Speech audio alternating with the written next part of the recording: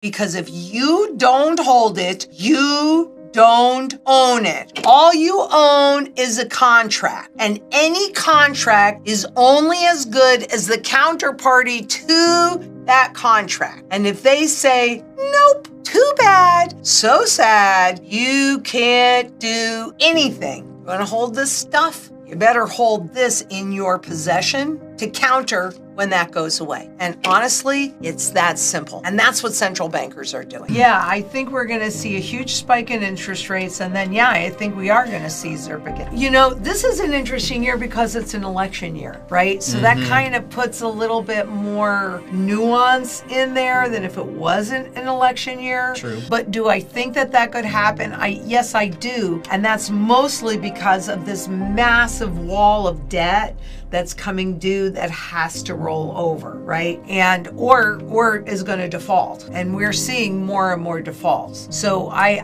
we could certainly see a spike in interest rate. Plus what's happening in the repo markets and the reverse repo markets, you know, and the fact that at the rate that they're going, it may force the Fed to do a pivot. So, and remember, so that's where everything frankly should start, because there's different kinds of silver and there's different kinds of gold, and it depends on what you're trying to accomplish. So I'll give you an example in barterability, because part of the strategy is about sustaining your current standard of living, right? And so, and it's a combination of a variety of sizes of silver, though any talent you have in anything physical that you have is also barterable. This is just, silver is universally barterable. So you would take what your current cost of living is, and then there is a formula that's built into the spreadsheet, which I don't have right off the top of my head, that would actually tell you, well, this is how much silver you need to sustain your current standard of living for a year. And also barterable gold goes in that for like property taxes and things like that. There's also a component that goes in there if, God forbid, but if you're running if you have a chronic illness that you need to fund. So anything like that you're going to have to fund, there are different kinds of gold and silver. And based upon what that current cost is, and based upon the most conservative approach to the gold and silver's fundamental value, what'll happen to it, that's actually what determines how much gold and silver you need. Then there are other kinds of gold if you're going to convert it into income producing assets, other kinds of gold for legacy creation. So it's got to start with your goals, and your goals go first. And then what you do, support your goals. A lot of times people will just randomly buy whatever, and then what are you going to do? Put your goals around that? No. You start with your goals. This is what I'm trying to accomplish. And then you look at what you have to work, with as well. I mean, you might want a $5 million portfolio, but you might only have $5,000 to work with. You're not going to be able to do that out of the chute, right? And you'll have to make some determinations. But that's the whole point of the strategy. It's basically the same for everybody, but then there are a bunch of nuances based upon what you're trying to accomplish. For me, legacy planning is very important, but I've spoken to enough people that, that it's not important to at all. When it comes to gold and silver, one of the most critical points I can't stress enough is this: if you don't hold it, you don't own it. What you're holding instead is a piece of paper, a contract, and that contract is only as good as the entity backing it. If that entity decides, nope, sorry, you're out of luck, there's nothing you can do about it. So if you want real security, you need to hold these assets in your possession. This is precisely what central bankers are doing. They understand the value of holding physical assets, and so should you. This year is particularly intriguing because it's an election year, which adds another layer of complexity to everything that's happening. Interest rates, for instance, are in a precarious position. We might see a huge spike in interest rates followed by a return to zero or close to it. Why? Because we're staring down the barrel of a massive wall of debt that's coming due. This debt has to be rolled over or it will default, and we're already witnessing more defaults than we've seen in a long time. Combine this with what's happening in the repo and reverse repo markets, and it's clear that the Federal Reserve might be forced to pivot. Let's not forget that inflation and deflation are two sides of the same coin. There's only one way to combat inflation, and that's with deflation. Conversely, the only way to fight deflation is with inflation. Over the past 40 to 50 years, we've seen the Federal Reserve manipulate these levers, dropping interest rates and pushing for globalization. By outsourcing production to countries with cheaper labor, they've kept prices low, creating a deflationary environment. But now, with the deglobalization of supply chains, we're facing the opposite: inflation. Bringing manufacturing back home is inherently more expensive, and that's inflationary. Add to that the potential for a stock market implosion, which would be deflationary, and you've got a recipe for economic chaos. This is why holding physical gold and silver is so crucial. These assets don't carry counterparty risk. If you have them in your possession, you don't have to worry about someone else fulfilling a contract. You're in control, and that's vital in a world where trust in financial institutions is eroding. Let's take a closer look at the concept of barterability, which is a key part of any strategy focused on sustaining a current standard of living. Silver in particular is universally barterable. You can take your current cost of living and use a formula to determine how much silver you'd need to maintain that standard for a year. The same goes for gold, especially when it comes to larger expenses like property taxes. If you have a chronic illness or any other ongoing expense, you'll need to factor that in as well. The goal is to ensure you have the right mix of gold and silver to meet your needs, both now and in the future. This approach is all about planning ahead. You need to start with your goals and then build your strategy around them. Too often, people buy gold and silver without a clear plan, and that's a mistake. You should know exactly what you're trying to achieve before you start accumulating these assets. Whether it's wealth preservation, legacy creation, or simply preparing for an uncertain future, your strategy should be tailored to your specific goals. Another critical factor contributing to the current economic uncertainty is the shift from globalization to deglobalization.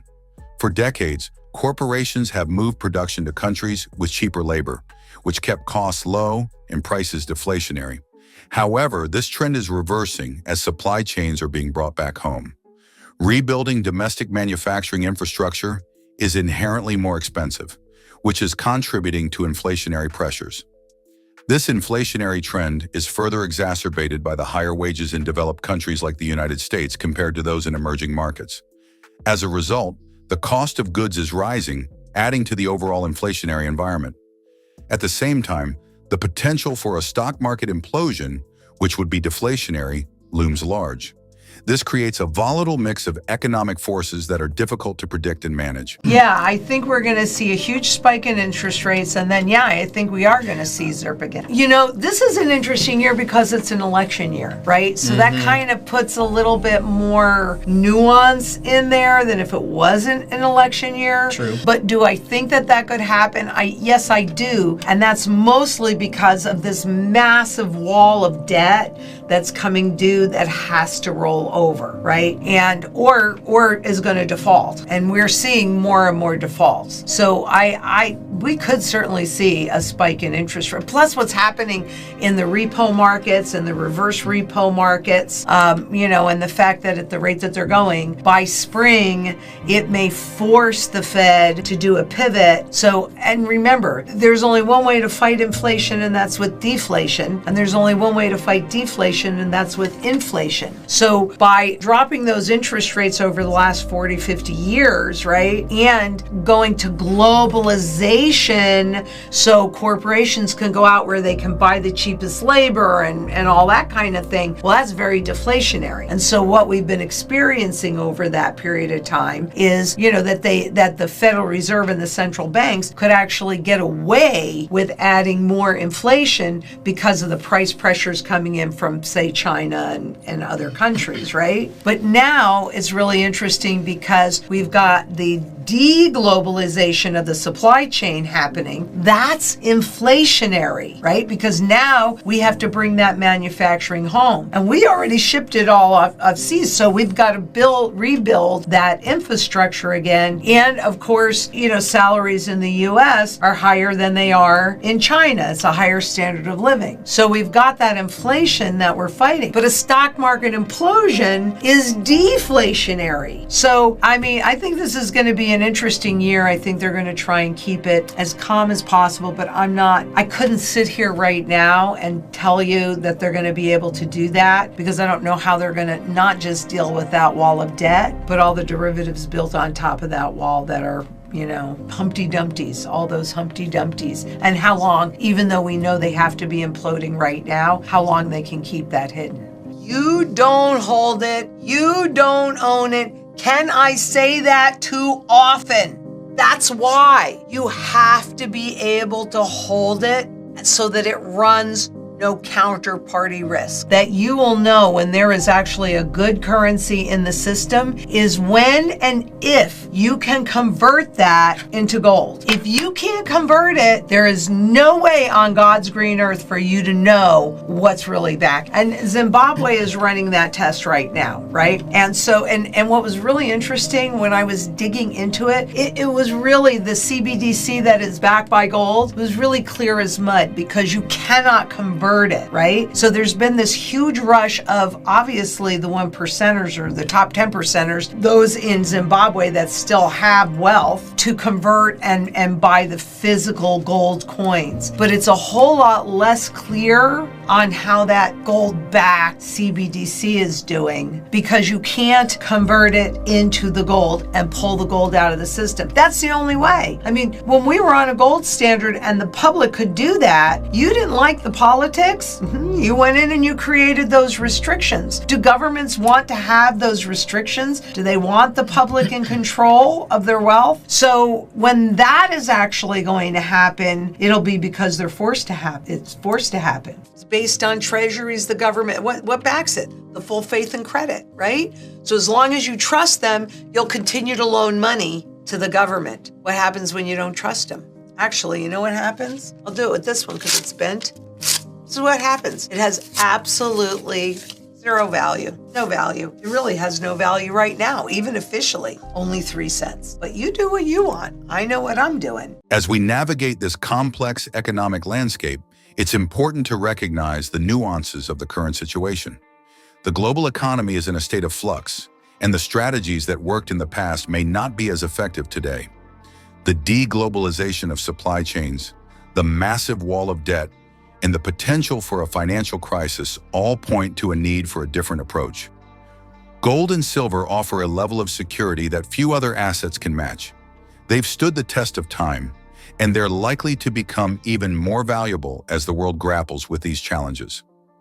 Let's talk about the idea of converting gold into income-producing assets. This is another important consideration in your overall strategy. Some types of gold are better suited for this purpose than others. If you're thinking about converting your gold into assets that generate income, you'll need to choose wisely. The same goes for legacy creation. If your goal is to pass on wealth to future generations, you'll need to consider how best to do that with the assets you have. It's also important to recognize that the economic environment is changing rapidly. The deglobalization of supply chains is just one factor. We're also seeing shifts in the labor market, with salaries in the US significantly higher than those in countries like China. This is another source of inflationary pressure. And let's not forget the potential for a stock market crash, which would be deflationary. All of these factors make it difficult to predict exactly what will happen next. But one thing is clear, holding physical gold and silver is a smart move. There's an old saying that goes, if you don't hold it, you don't own it. This couldn't be truer in today's world. When you hold physical gold and silver, you're not relying on anyone else to fulfill a contract or promise. You're in control, and that's something that's becoming increasingly valuable as trust in financial institutions continues to erode. Let's also discuss the concept of currency convertibility. The only way to know if a currency is truly backed by something valuable is if you can convert it into gold. If you can't do that, then you have no way of knowing what's really backing that currency. This is why central banks around the world are quietly accumulating gold. They understand that when the time comes, they'll need something real to back their currencies. Take Zimbabwe, for example. They're currently running a test with a gold-backed central bank digital currency, CBDC. The problem? You can't convert that CBDC into physical gold. Without that convertibility, how do you know what it's really worth? The answer is you don't. And that's the issue with any currency that's not backed by something tangible like gold. Governments can print money at will, but they can't create gold out of thin air. So where does that leave us? In a world where trust in financial institutions is rapidly declining, the importance of holding physical gold and silver cannot be overstated.